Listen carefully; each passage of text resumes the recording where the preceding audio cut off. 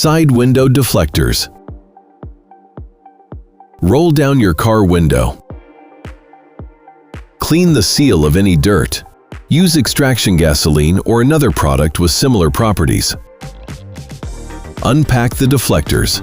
Peel off the protective layer of the adhesive tape. Place the deflector in the seal starting from the upper part of the window. Place the deflector in the lower part of the window seal.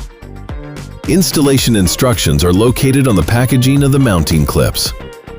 When installing the mounting clip, ensure the hook is correctly facing the interior of the vehicle.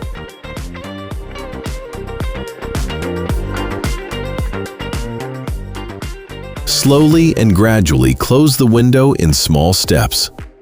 In case of difficulty closing the window, assist its movement by gently pushing it up by hand. Keep the window closed for at least 3 hours. Always remember to check the instruction bag. In some cases, the clip may require mounting in a different location.